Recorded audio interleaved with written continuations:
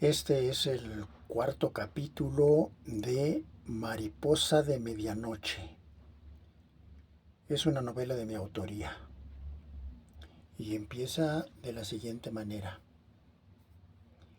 Luciana permanecía cerca del bar, detenida junto al puesto de revistas que ocupaba la acera de enfrente. La lluvia, caprichosa y persistente, la obligó a refugiarse bajo el techo de lámina del expendio de periódicos. No era un resguardo seguro. El agua se colaba por los bordes oxidados y caía en gotas irregulares sobre el pavimento.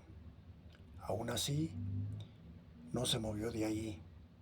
Algo, una mezcla de cansancio, confusión y presagio, la mantenía inmóvil.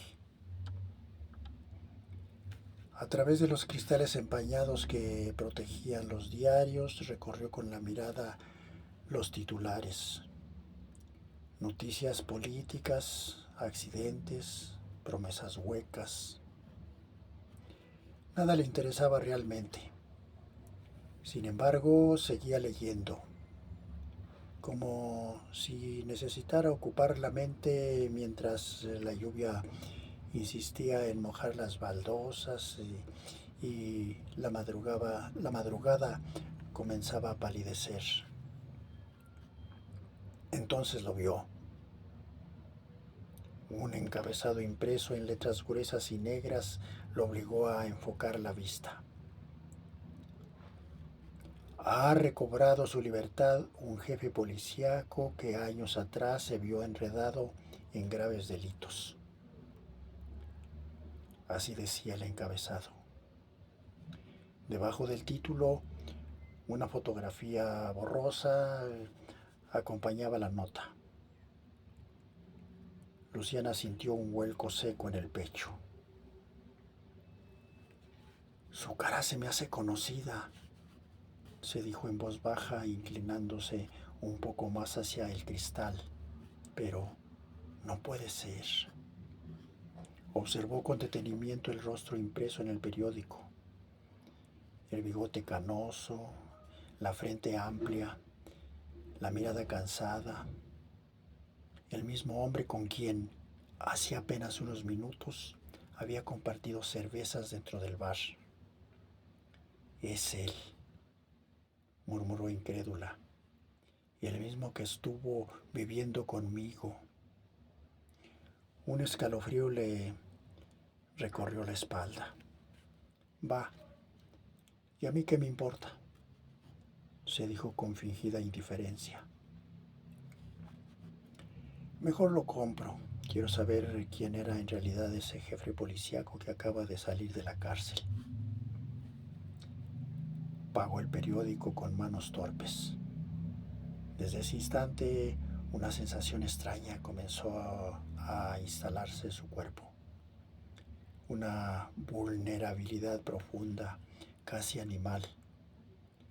No sabía explicar por qué, pero se sentía expuesta, como si la muerte la hubiera rozado sin avisar. Todo su cuerpo temblaba. Tal vez era el frío de la mañana, tal vez el peso de las sorpresas acumuladas en tan poco tiempo, a pesar de haber estado rodeada de gente dentro del bar. Ahora se sentía aislada, expulsada de un mundo al que nunca había pertenecido del todo.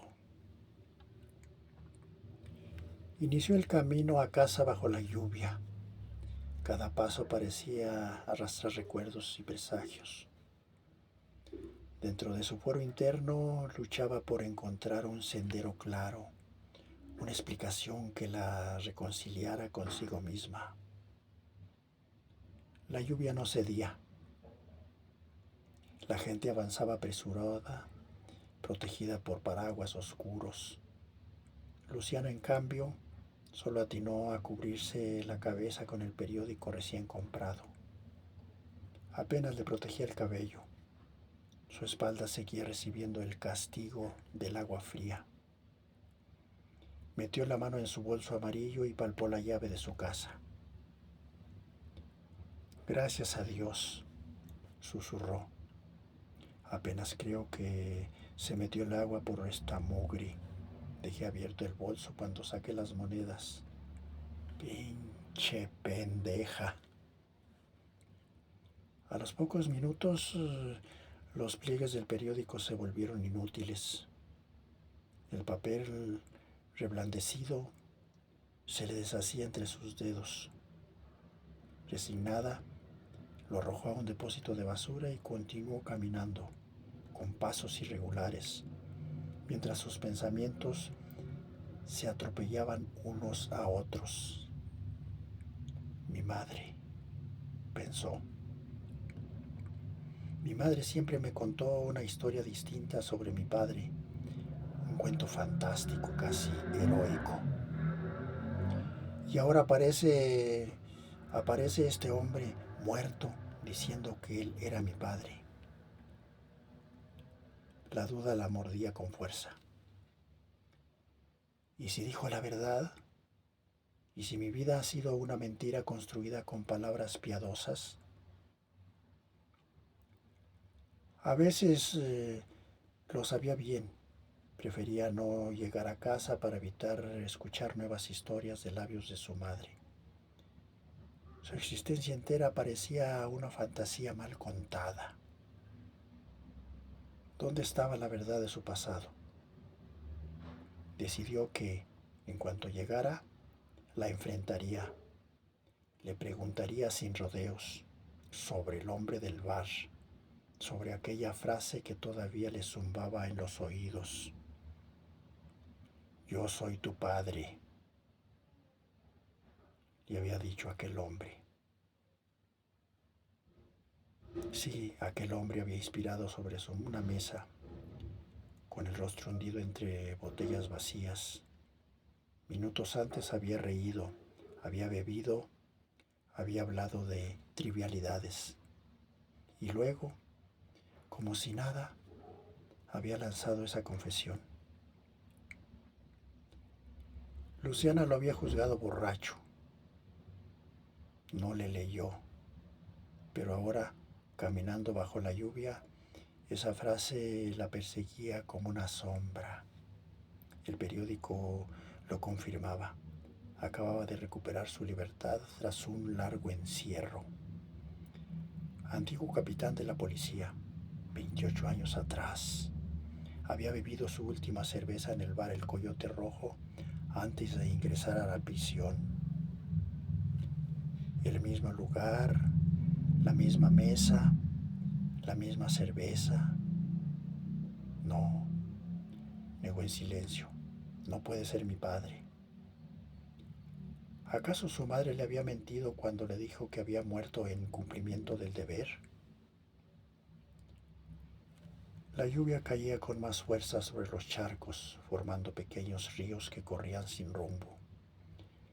Luciana caminaba casi sonámbula, mientras un pensamiento lento y pesado devoraba su serenidad.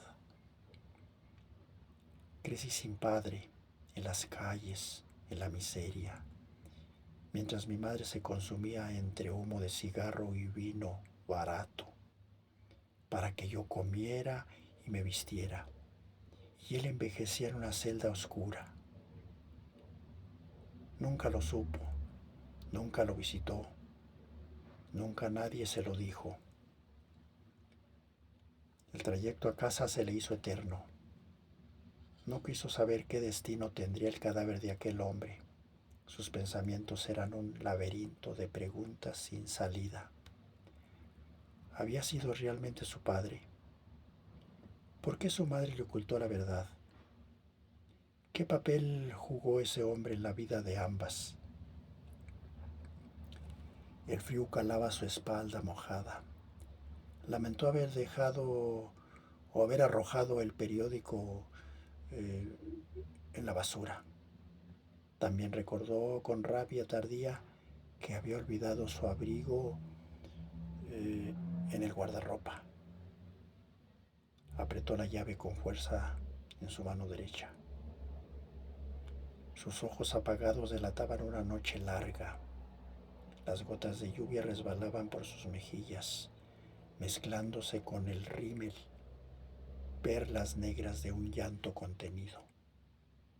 Sus labios temblaban, las zapatillas, antes blancas, estaban cubiertas de barro oscuro y sonaban como las baldosas húmedas, como un llamado fúnebre tras una puerta cerrada. La hojarasca mojada ya no crujía, solo se escuchaba la melodía persistente de la lluvia golpeando los techos de lámina. Luciana siguió avanzando, contando los pasos, aferrada a la llave. Ya voy a llegar a casa, se dijo jadeante. Gracias a Dios. La lluvia continuaba cayendo como si también ella sospechara escuchar la verdad. Bueno, hasta aquí el cuarto capítulo de Mariposa de Medianoche. Espero le pongan un me gusta para que sigamos adelante con esta que a mí me parece interesante historia.